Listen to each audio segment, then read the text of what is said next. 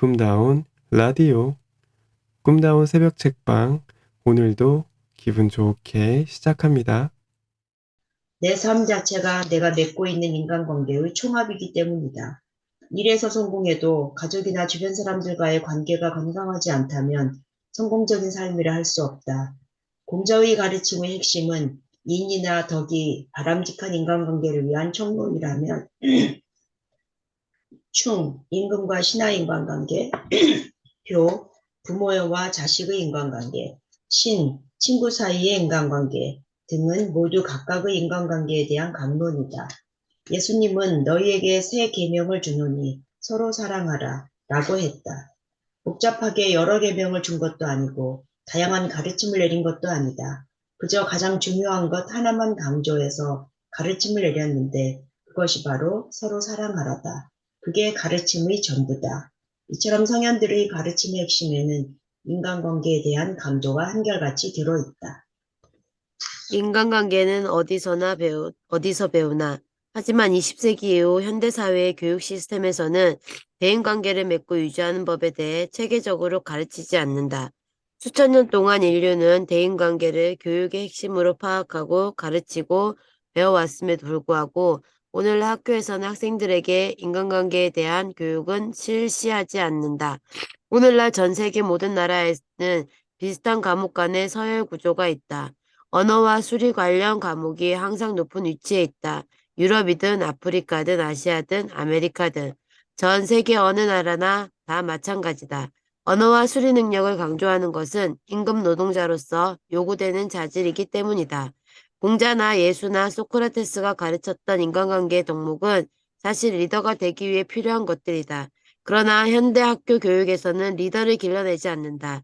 현대 의무 교육의 목적은 임금 노동자를 길러내는 데 있다. 그것이 국가가 주도하는 의무교육의 기본 정신이다. 영국의 유명한 교육학자 켄 로빈슨 경의 말처럼 무용이나 미술이 주요 과목이 되지 말란 법은 없다. 우리는 이제 왜 무용이나 미술이 수학이나 영어만큼 강조되지 않는지, 왜 비슷한 수의 수업을 실시하면 안 되는지를 따져보아야 한다. 일주일에 수학이 5시간이라면 미술이나 무용도 5시간이 되면 안 되는지에 대해 의문을 제기해야 한다. 사실 다중지능 이론에 따르면 음악지능이나 지능, 시각지능 등이 모두 다 독립된 인간 고유의 지능이며 동등하게 가치 있는 본성이기 때문에 모두 다 훈련시키고 개발할 필요가 있다. 이러한 재능들을 모두 다 발휘하면서 살아야 행복해지고 강해진다. 현대 교육 시스템의 더 본질적인 문제는 인간관계에 대해서는 아예 과목도 수업도 없다는 사실이다. 따라서 학생들이 학교를 다 마치고 사회에 진출해서 직장 생활을 하게 될 때 막연한 부족함이나 답답함을 느끼게 된다. 학교에서 당연히 배우고 익혀야 할 대인관계 능력에 대해 배우지 못한 탓이다. 이러한 직장인들이나 성인들이 교육을 통해 배우지 못한 부분을 책을 찾아서 스스로 공부하려는 욕구를 갖게 되는데 이러한 욕구에 응답하는 것이 소위 자기계발서와 처세술 책들이다. 서점에 가보면 참고서와 소설책 등을 제외하고 많이 팔리는 책이 자기계발서다. 사실 미술이나 음악, 체육, 영어 모두 자기계발에 관련된 것이라 할 수 있다. 그러나 어느 누구도 예체능에 관련된 책을 자기계발서라 부르지 않는다. 오늘날 자기계발서는 대부분 대인관계를 잘 맺고 자기 이해, 자기 이해 지능을 높이는 것과 관련된 내용으로 꽉 차 있다. 학교 교육에 꼭 포함되어야 하지만 포함되지 않았기에 사람들이 자발적으로 인성교육에 관한 책을 구입하게 되는 것이다. 그러나 안타까운 것은 대부분의 자기계발서는 서점이라는 시장을 통해 팔리는 상품이기 때문에 자극적인 제목과 현란한 소제목으로 가득 차 있다는 사실이다. 더욱이 검증도 되지 않은 내용들이 마치 요리책의 조리법처럼 간단히 설명하면 금방 얻을 수 있는 진리처럼 제시되고 있다. 그럴듯한 이야기가 다양한 사례, 그러나 그 사례들조차 허구인 경우가 많다. 비판한 일반화를 통해 마치 대단한 원칙인 양 제시된다. 이제 제대로 된 인간관계 교육을 제도권 교육에서도 실시해야 한다. 21세기에는 과거 수천 년 동안 그래왔듯이 리더를 길러내는 것을 교육의 핵심 목표로 삼아야 한다. 의무교육에 자기조절 능력과 대인관계 능력에 대한 내용을 포함시켜야 한다. 우리의 다음 세대들은 강한 회복 탄력성을 지닌 건강한 인간들로 길러내야 한다. 단지 수학과 영어를 잘하는 예비 임금 노동자가 아니라 강하고 행복하고 긍정적인 리더십을 지닌 인재로 길러내야 한다. 상준쌤요? 노노의 교훈. 우리의 삶은 인간관계의 총합으로 이루어지고 인간관계는 소통으로 형성된다. 관계가 있고 나서 소통이 있는 것이 아니라 소통을 통해 인간관계가 형성되고 유지된다. 그리고 그러한 소통과 인간관계를 가능하게 하는 자기조절 능력과 대인관계 능력은 긍정적 정서를 필요로 한다. 이에 대해서는 공자의 가르침인 논어의 첫 부분을 중심으로 자세히 살펴보자. 수천 년 동안 동양 유교 사상의 핵심적 테스트 역할을 해온 논어의 첫머리는 다음과 같이 시작한다. 자활, 하기시습지 불력열호, 유붕자원방래, 불역낙호, 인부지불지불온, 불역군자호. 논어에는 공자의 말씀이 직접 인용된 부분과 제자나 다른 사람들이 말해 인용된 부분이 있는데 공자의 말씀을 직접 인용한 부분은 자활로 시작한다. 이렇게 공자가 직접 제자들에게 말한 내용으로 논어는 시작된다. 하기시습지 불력여로는 그 어떤 것을 배우고 적절한 시기에 익혀 활용하는 것은 엄청난 희열을 가져다 준다는 뜻이다. 여기서 그 어떤 것은 배울 학과 익힐 습에 모두 걸리는 목적어다. 즉, 배우고 나서 배운 그것을 익힌다라는 뜻이라기보다는 어떤 것을 배우고 때로 익힌다라는 것이다. 여기서 배움과 익힘이라는 동사의 목적어가 되는 대명사인 그 어떤 것이란 바로 이 책, 즉 논어 혹은 공자의 가르침 자체다. 맨 앞부분에서 논어에 담긴 공자의 가르침을 배우고 익히는 것이 대단히 즐거운 일임을 강조하고 있는 것이다. 그리고 가르침이란 곧 인간관계에 대한 가르침이다. 다시 말해서 인간관계에 대해 잘 배우고 그것을 적절히 익히고 실천하면 행복해진다는 뜻이다. 여기서 눈여겨보아야 할 단어는 바로 열이다. 지극히 기쁘고 행복하다는 희열의 뜻이다. 공부의 목적과 결과는 부귀영화를 누리거나 권력을 휘두르는 데 있는 것이 아니라 희열을 느낄 정도의 행복함을 의미한다. 공자는 논어의 첫 문장부터 학문의 목적이 행복임을 강조하고 있다. 두 번째 문장은 멀리서 찾아오는 친구가 있으니 또한 즐겁다는 뜻이다. 즉, 인간관계에 대한 가르침을 즐겁게 배우고 익히면 먼 곳으로부터 친구가 찾아오는 대단히 즐거운 일도 생긴다는 것이다. 혹은 멀리서 친구가 찾아올 정도로 평소 인간관계를 잘 맺고 살라는 뜻이기도 하다. 여기서 멀리서 찾아오는 친구는 반드시 지리적으로 먼 곳에 있는 친구만을 의미하진 않는다. 이념적으로나 사상적으로 혹은 정치적, 사회적 입지에 있어서 먼 곳에 있는 친구도 의미한다. 즉, 논어를 잘 배우고 실천하면 그 결과 정치적으로 반대편에 서 있던 친구나 적대적인 나라에 있던 친구도 나를 찾아오는 일이 생기니 즐겁다는 뜻이다. 하기편의 첫 문장과 두 번째 문장은 이렇게 밀접하게 연관되어 있다. 즉, 첫 문장의 결과가 그 두 번째 문장이 된다. 그리고 친구가 찾아오면 권력을 잡게 되거나 부를 얻게 되리라는 것을 강조하진 않는다. 이것이 요즘 쏟아져 나오는 처세술과 논어의 근본적인 차이다. 다만 즐겁다고 얘기할 뿐이다. 공자는 이처럼 논어의 첫 번째와 두 번째 문장에서 희열과 즐거움을 강조하고 있다. 그리고 세 번째 문장은 이렇다. 인부지이불온 불역군자호. 다른 사람들이 나를 알아주지 않는다 하더라도 화내거나 부정적 감정에 휩싸이지 않아야 진정한 군자라는 뜻이다. 즉, 친구뿐만이 아니라 불특정 다수와도 잘 지내는 것이 군자다. 세 번째 문장 역시 원만한 인간관계를 강조하고 있다. 이처럼 논어의 첫머리에서 공자가 강조하고 있는 것은 기쁨, 즐거움, 화내지 않음 같은 긍정적 정서다. 기쁨과 즐거움과 같은 긍정적 감정이 학문의 진정한 목적임을 처음부터 강조하고 있는 것이다. 학문은 심각함이나 부정적 감정이 아니라 기쁨과 즐거움의 원천이어야 한다. 기뻐하고 즐거워하는 것이 군자의 진정한 모습이며 타인과의 인간관계에서 부정적인 감정을 느끼지 않아야 진정한 군자다. 군자는 곧 리더의 이상형이다. 공자는 이미 수천 년 전에 리더십의 본질이 행복과 긍정적 감정에 기반한 인간관계에 있다는 것을 간파했다. 이러한 가르침을 제자들에게 내리는 공자의 표정이 어땠을까 상상해 본다. 아마도 환한 뒤새는 미소를 짓고 있지 않았을까?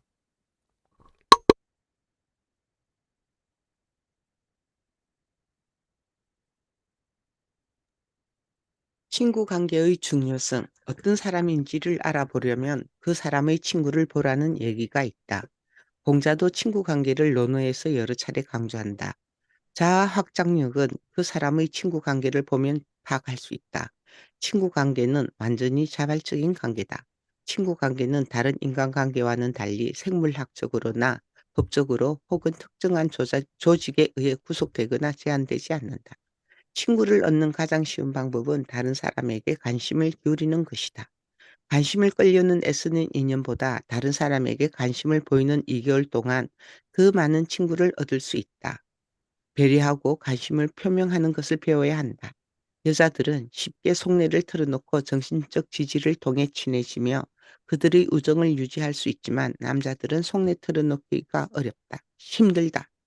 남학생들은 3, 40분 버스를 다 함께 타고 가도 별 얘기를 안 하는 반면 여학생들은 쉴 새 없이 얘기를 나눈다. 남자들은 소통을 메시지 차원에서만 생각하는 반면 여자들은 단순히 메시지의 교환이 아니라 관계에 대한 확인을 위해 대화를 한다. 여자들은 단지 수다 떨기 위해서만 하는 것이 가능하나 남자들은 거의 불가능하다. 골프를 하든지 바둑을 두든지 술 마시고 노래방에 간다든지 이렇게 함께 어떤 활동을 하기 위해 만나는 것이 전부다. 그러나 나이가 들수록 활동을 해도 재미없고 활동을 점점 못하게 될수록 친구 관계는 닫히게 된다.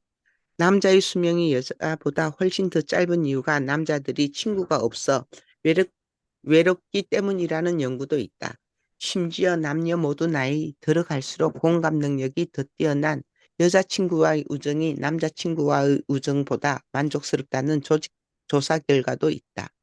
나이가 들수록 남자도 여자친구를 원하고 여자도 여자친구를 원한다는 뜻이다. 나이 든 남자는 아무도 원하지 않는다는 뜻이니 남자들은 젊었을 때부터 친한 친구를 많이 만들어 둬야 한다. 나이 들수록 친구는 더욱더 중요하다. 친척이나 아이들과 가까이 지내는 노인들보다 친구와 가까이 지내는 노인들이 더 건강하고 오래 산다는 연구 결과도 있다. 오래 살기 위해서는 보험에 드는 것보다 친구를 만드는 것이, 특히 서로 격려해주고 정신적인 지지를 보내주는 친구를 많이 만드는 것이 필요하다. 친구 관계에 관한 내 연구에 따르면 친한 친구를 봤을 때 활성화되는 내 부위는 3개쯤 된다. 그런데 이 부위들은 알코올 중독자가 술병을 눈으로 봤을 때 얼마나 반갑겠는가. 활성화되는 부위와 같다. 그만큼 친한 친구는 우리에게 특별한 존재다. 친한 친구만큼 우리의 뇌를 긍정적인 상태로 즐겁게 흥분시키는 것도 없다. 친한 친구와 함께 있으면 사람들은 평균 30배 이상 더 많이 웃는다고 한다. 친한 친구들을 만나면 우리는 다시 건강한 어린아이로 돌아간다. 자기 조절 능력과 대인 관계 능력이 높은 사람은 친밀한 관계를 잘 만들고 유지시킨다. 친구는 인생의 어려움이 있을 때 감정적 지지를 얻을 수 있는 좋은 버팀목이다. 어려서부터 좋은 친구를 많이 만들어 놓는 것은 우리를 더욱 행복하게 강하게 해준다. 좋은 친구는 우리의 소통 능력, 공감 능력, 확장 능력을 높여줄 것이며 이렇게 높아진 대인관계 능력을 통해 우리는 좋은 친구를 많이 얻게 될 것이다. 이러한 선순환은 회복 탄력성을 더욱 높여줄 것이다. 회복 탄력성을 높이기 위해 우리가 해야 할 일. 긍정적 뇌로 변화시켜라. 대한민국은 행복한가? 강한 회복 탄력성을 지니기 위해 필요한 것은 결국 2가지다. 하나는 자기 조절 능력이며 다른 하나는 대인관계 능력이다.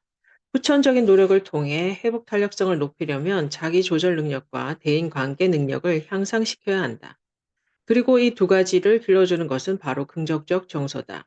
긍정적 정서를 키운다는 것은 곧 스스로 행복해짐으로써 자기 통제력을 높인다는 뜻이고, 자신의 행복을 타인에게 나눠줌으로써 대인 관계 능력을 향상시킨다는 뜻이다. 행복은 능력이다. 행복은 긍정적 정서를 통해 자신을 자기가 원하는 방향으로 이끌어 갈 수 있는 능력이며, 또한 타인에게 행복을 나눠줌으로써 원만한 인간관계와 성공적인 삶을 일구어내는 능력이다. 스스로 행복하고 남을 행복하게 해줄 수 있는 긍정적 정서의 소유자가 강한 회복 탄력성을 지니기 마련이다. 긍정적 정서를 지닌다는 것은 뇌를 긍정적인 뇌로 바꿔야 한다는 뜻이다.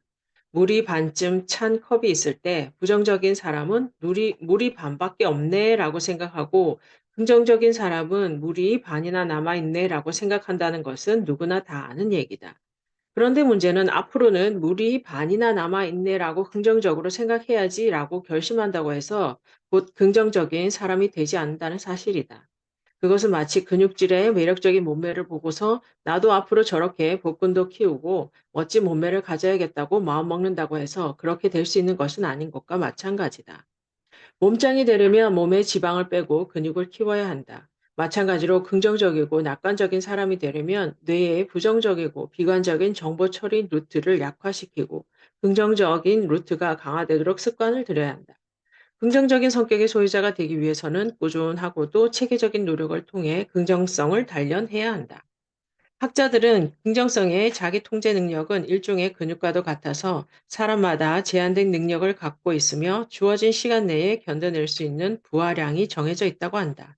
따라서 이 자기 통제력이라는 근육을 키우기 위해서는 적절한 부하가 걸리도록 훈련을 하되, 지나치게 무리해서 정신적 근육 피로나 부상이 생기지 않도록 주의해야 한다.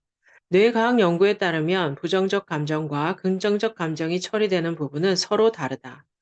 분비되는 신경 전달 물질도 다른 것으로 알려져 있다. 그렇기 때문에 똑같은 사건이나 사물에 대해서도 긍정적인 사람과 부정적인 사람의 뇌를 전혀 다른 방식으로 사용한다. 긍정적인 사람은 긍정적 정서가 뇌에 깊이 각인되어 습관이 된 사람이다. 인간의 뇌는 가소성을 지니고 있기 때문에 아무리 나이가 들어도 반복적인 훈련을 하면 변하기 마련이다. 긍정적 정서가 습관화된 사람은 행복의 기본 수준도 높다. 그러나 우리나라 사람들의 긍정적 정서는 우려할 만한 수준으로 낮다. 때문에 SBS 그것이 알고 싶다에서도 나왔듯이 우리나라 사람들의 회복 탄력성 수준 역시 매우 낮다. 더욱 문제인 것은 긍정적 정서의 수준이 급속도로 악화되는 추세다. 한 나라의 자살 통계는 그 나라의 국민들의 정신 건강과 행복의 수준을 단적으로 보여준다. 우리나라에선 수년 전부터 연예인 등 유명인의 자살 소식이 심심치 않게 뉴스 지면을 장식했다. 왜 이렇게 연예인들이 우울증에 시달리고 자살에 이르게 된 것일까? 하지만 이는 연예인들만의 특별한 문제가 아니다. 연예인이기에 자살 소식이 뉴스를 통해 널리 알려진 것일 뿐, 우리 사회 전반에 걸쳐 자살과 우울증은 놀라울 정도로 급격히 증가하고 있다. 인터넷을 통한 집단적 자살도 유행처럼 번지고 있다. 정부에선 허둥지둥 자살 방지 대책을 내놓느라 부산하지만 별 효과는 없다. 자살하는 이들은 대부분 우울증을 앓았던 것으로 알려져 있다. 특히 2000년대에 들어선 이후 우리나라 우울증 환자 수와 자살률의 증가 추세는 더 가팔라졌다. 우리나라 인구 10만 명당 자살 사망률은 31명으로 교통사고의 2배에 달한다. 이는 세계 최고의 수준이다. 자살률이 높기로 유명한 일본의 1.5배이며 그리스의 10배이고 전체 OECD 국가들 평균에 비교해도 3배에 육박한다. 1990년대 중반까지만 하더라도 우리나라 자살률은 10만 명당 10명 미만의 수준을 유지했다. 그러던 것이 지난 10년 동안 무려 3배나 급증하면서 세계 최고의 자살 국가로 등극한 것이다. 이러한 급격한 자살률의 증가 추세는 세계에서 그 유래를 찾아보기 힘들 정도다. 이는 한국인의 정신건강이 2000년대 이후 크게 악화되어 가고 있다는 결정적인 증거다. 우리 국민들의 정신적인 근력이 역경과 어려운 일을 당했을 때 고무공처럼 튀어오르는 회복 탄력성을 지니기는커녕 마치 유리공처럼 산산이 부서질 정도로 나약해지고 병들어 있다는 얘기다. 특히 10대와 20대의 자살률이 세계 최고 수준인 것도 대단히 우려할 만한 통계다. 우리나라 20대 젊은이들의 사망 원인 1위는 질병도 아니고 사고도 아니고 자살이다. 이처럼 젊은이들의 정신이 병들어가고 있는 나라에 무슨 미래가 있겠는가. 청소년의 자살률을 급증은 전적으로 기성세대의 잘못이다. 잘못된 교육제도와 가치관 주입이 아이들을 사지로 몰아넣고 있다. 아이들이 어른들에 의해 죽음으로 내몰린 것이다. 전문가들은 자살의 가장 큰 원인을 우울증으로 본다. 우울증은 디페레션이 디프레션, 디프레션의 번역인데 이는 상당히 오해를 불러일으킬 만한 잘못된 번역이다. 많은 사람들이 우울한 감정이나 울적한 기분을 우울증의 핵심 증상으로 착각한다. 차라리 무기력증이라 번역하는 편이 나았을 것이다.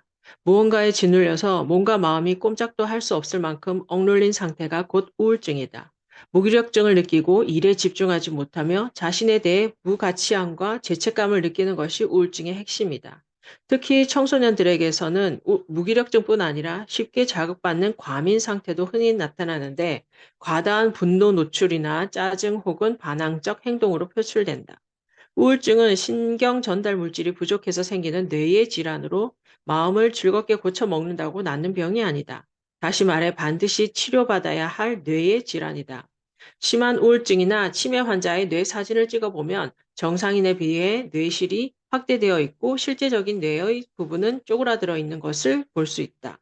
우울증뿐만이 아니다. 우리나라는 치매와 불안 장애 역시 세계에서 가장 빠른 속도로 증가하고 있다. 자살, 우울증, 치매, 불안 장애 등의 급속한 증가는 우리 사회 전체가 엄청난 불행감에 시달리고 있음을 단적으로 보여준다. 비관주의와 우울증에 시달리는 뇌의 긍정성을 훈련시켜서 향상시키는 것만이 유일한 희망이다. 긍정성 향상의 문제는 여유나 사치의 문제가 아니다. 많은 사람에게 죽느냐 사느냐의 절박한 문제다. 치명적일 수도 있는 부정적 감정을 극복하게 하고 우울증으로 발전할지도 모르는 정신에 생기를 불어넣어주는 것은 우리 청소년과 국민들을 위해 꼭 필요한 일이다.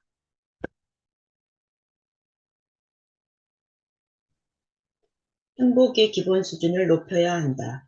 행복의 자동 온도 조절 장치. 데니엘 길버트 교수는 지금은 하버드 대학의 잘나가는 심리학과 교수이지만 그도 한때 방황하는 청소년이었다. 고등학교를 중퇴한 그는 한마디로 노는 아이였다. 19세에 이미 결혼했으며 아이도 있었고 일을 해야만 했다. 그는 공상 과학소설 작가가 되기 위해서 밤마다 열심히 소설을 썼다. 하지만 작문 수업을 들어본 적이 없었기에 철자법조차 서툴렀다. 어느 날 그는 동네에 있는 커뮤니티 칼리지에서 작문 수업이라도 들을 생각으로 무작정 찾아갔다. 하지만 작문 수업은 이미 정원이 마감되었다. 할 수 없이 수강 가능한 과목을 물었더니 심리학이라는 답이 돌아왔다. 심리학이 무엇을 하는 학문인지조차 몰랐던 그는 오케이, 그건 아마도 심리적으로 정신이 나간 미친 사람들에 관한 것인가 보군. 내 소설에서 언젠가는 미친 사람을 다루게 될지도 모르니 이런 수업을 들어주는 것도 나쁘지 않겠군 하고 수강 신청을 했다. 이것이 시작이었다. 그는 심리학이 미친 사람들에 관한 것이 아니라 우리 모두에 관한 것이라는 사실을 곧 깨달았다. 그가 심리학에 빠져들기 시작한 이유는 평소 늘 궁금하게 생각했던 문제들, 마음과 마음의 본질, 인간 경험의 본질, 인간 정체성의 문제 등에 대해 다루고 있었기 때문이었다. 그는 심리학에 더욱 빠져들었고 철학적인 문제의 답을 과학적인 실험을 통해 얻으려고 노력하게 되었다. 어쨌든 첫 수업 이후 그는 몇 개의 심리학 수업을 더 듣게 되었고 심지어 대학에 진학하게 되었으며 대학원을 졸업하고 학위를 따고 마침내 미국에서 가장 유명한 심리학자 중 한 사람이 되었다. 길버트 교수는 특정한 사건이 미래의 행복감이나 불행감에 미칠 영향을 사람들이 지나치게 과대평가한다는 것을 밝혀냈다. 예컨대 미국 대학의 젊은 교수들은 정년보장 심사를 받기 전에는 정년보장 심사가 자신의 삶을 근본적으로 바꾸어 놓을 것이라고 확신한다는 것이다. 그러나 막상 정년보장 심사가 지나가고 수개월만 지나면 심사에 통과했던 사람이나 통과하지 못했던 사람이나 자신의 원래 행복 수준으로 되돌아간다는 것을 길버트 교수는 발견해냈다. 나는 1997년 미국 펜실베니아 대학에서 박사학위를 마치고 보스턴 대학의 조교수로 임명되었다. 미국 대부분의 유명 대학 신참 교수들처럼 6년 뒤에 정년보장 심사를 받아야 하는 교수직이었다. 미국 대학 교수의 정년보장 심사는 까다롭기로 악명이 높다. 많은 논문을 써내야 하고 강의 평가도 우수해야 살아남을 수 있다. 그 과정이 힘들긴 하지만 일단 정년보장만 획득하면 그 뒤론 안정적인 연구활동이 보장된다. 통과하지 못하면 바로 보따리를 싸야 한다. 때문에 정년보장 심사를 앞둔 조교수들의 스트레스는 어마어마하다. 살아남아 평생 여유 있게 하고 싶은 공부하면서 살아갈 것인가, 아니면 정처 없이 다른 직장을 찾아 떠돌아야 하는 패배자가 될 것이냐의 갈림길에 서 있기 때문이다. 대학원 박사과정과 조교수 과정 10여 년의 노력이 한걸음나는 순간이기도 하다. 조교수들은 뉴테어만 통과하면 평생 행복할 것 같은 착각에 사로잡힌다. 나도 그랬으니까. 길버트 교수는 이것이 완전한 착각임을 증명했다. 그는 노스웨스턴 대학에서 정년보장 심사를 앞둔 수십 명의 교수들의 행복 수준을 측정했다. 이들은 하나같이 정년 보장만 받게 되면 엄청나게 행복해질 것이라 예상했고, 그 행복감은 아마도 오랜 기간 지속되리라고 기대했다. 반면 정년 보장 심사에 실패한다면 엄청난 불행감을 느낄 것이며, 그 불행감 역시 오랫동안 계속되리라 예상했다. 길버트 교수는 정년 보장 심사 결과 이후에 이들을 찾아가 다시 행복 수준을 측정했다. 물론 정년 보장을 얻게 된 교수들의 행복 수준은 매우 높아졌고, 실패한 교수들은 상당한 불안감과 시리에 빠진 것으로 나타났다. 그러나 수개월 뒤 이들의 행복 수준을 다시 측정한 결과는 어땠을까? 놀랍게도 정년보장을 통과한 교수들의 행복 수준은 정년보장 심사 이전에 본인이 지녔던 기본적인 행복 수준으로 다시 되돌아가 있었다. 교수의 인생을 좌지우지하는 정년보장 통과가 가져다주는 행복감은 강의와 연구라는 바쁜 일상 속에서 눈 녹듯이 사라져버리고 말았다. 정년보장 심사에 통과하지 못한 교수들도 늦어도 5년 뒤에는 모두 원래의 행복 수준으로 되돌아와 있었다. 일생일대 최대의 사건이라 생각했던 정년보장 심사가 교수의 행복에 미치는 영향은 고작해야 몇 년 뿐이었다.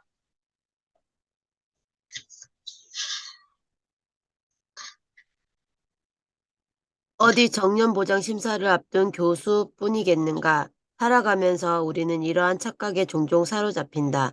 지금 원하는 것만 이루면 상당히 행복해질 것 같은 착각 말이다.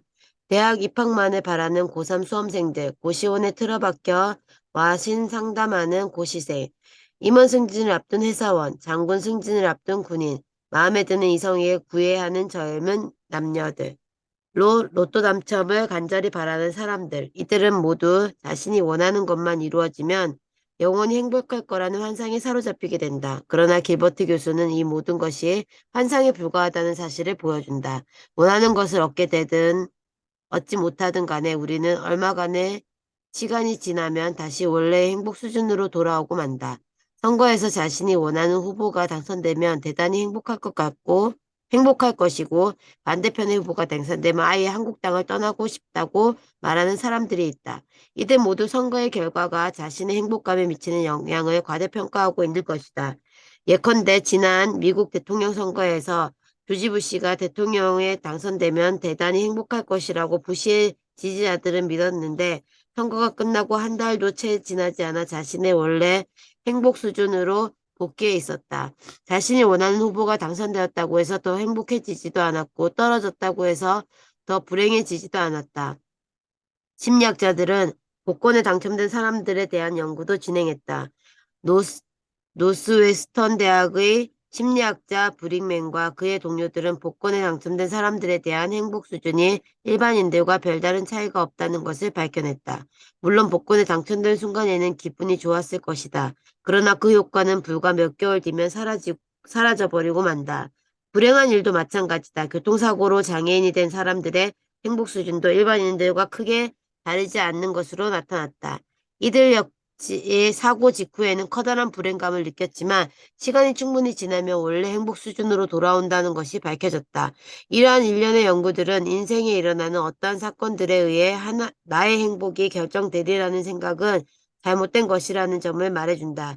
18세에서 60세에 이르는 성인 남녀 수백 명을 20년간 지속적으로 연구한 또 다른 연구에 따르면 사람들은 저마다 일정한 기본적 행복 수준을 계속 유지하는 것으로 나타났다. 배우자와 사별했거나 이혼했을 때 혹은 이혼이나 아이를 갖게 되었을 때 그 불행감이나 행복감의 효과는 모두 일시적인 것에 불과했다.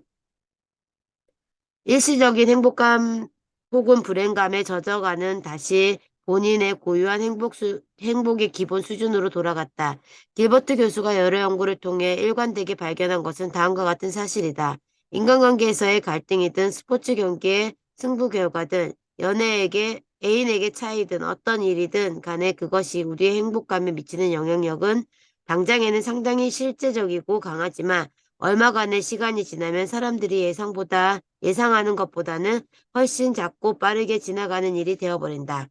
잠시 눈을 감고 생각해보자. 지금 당신이 고민이나 걱정거리를 머리에 보라. 그리고 생각해보라. 당신이 지금 고민하거나 걱정하는 것을 과연 1년 뒤에도 계속하고 있을까? 10중 8구 지금 무슨 고민을 했는지 1년 뒤에는 기억조차 가물가물해질 것이다. 아닌 것 같다고? 그렇다면 1년 전에 당신이 무슨 고민을 하며 살고 있었는지 기억나는가? 인생에서 일어나는 일들은 기껏해야 일시적으로 우리를 행복하게 혹은 불행하게 만들 뿐이다. 일정한 시간이 지나면 우리는 곧 다시 자신의 본래 행복 수준으로 되돌아가는 강한 탄력성을 지녔다. 심리학자들은 이를 행복의 자동 온도 조절 장치라 부른다. 원래 밝고 명랑한 사람은 이 기본 수준이 높고 우울하고 침울한 사람은 기본 수준이 낮은 것이라 할 수 있다. 이 기본 수준을 중심으로 좋은 일이 있으면 일시적으로 더 행복해지고 나쁜 일이 있으면 더 불행해지지만 결국 일정한 시간이 지나면 다시 자신의 기본 수준으로 돌아온다. 따라서 더 행복해지기 위해서는 각자 자신의 기본 수준을 끌어올려야 한다. 긍정적 정서의 훈련을 통해 긍정적인 뇌로 변화시킨다는 것은 바로 이 행복의 기본 수준을 끌어올린다는 뜻이다. 행복의 기본 수준을 끌어올려야만 긍정적 정서의 지속적인 향상이 가능해지고 결국 회복 탄력성이 높아진다. 네, 여기까지 하면 되겠죠? 감사합니다. 네, 오늘의 영어는 I didn't think about it a great deal. I didn't think about it. 나는 그것에 대해 생각하지 않았어요. 어떻게? A great deal. 뭐 큰 딜이라고 생각하지 않았어요. 그래서 그건 직역이고요. 결국 저는 그것에 대해서 많이 생각해 보진 않았어요. 뭐 이런 겁니다. I didn't think about it a great deal. I didn't think about it a great deal. I didn't think about it a great deal. I didn't think about it a great deal. 나는 그것에 대해 많이 생각해 보진 않았어요. I didn't think about it a great deal. 오늘도 좋은 날 되시기 전에 사진 찍어야 되겠죠. 준비하시고요.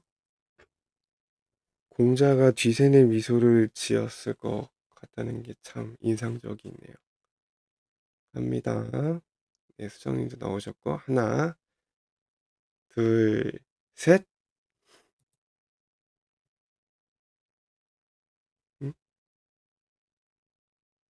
음, 됐습니다. 수정님이 안 나왔어요. 한번 다시 갈게요. 하나, 둘, 셋. 네, 다 잘 나왔습니다. 좋은 날 되시고요.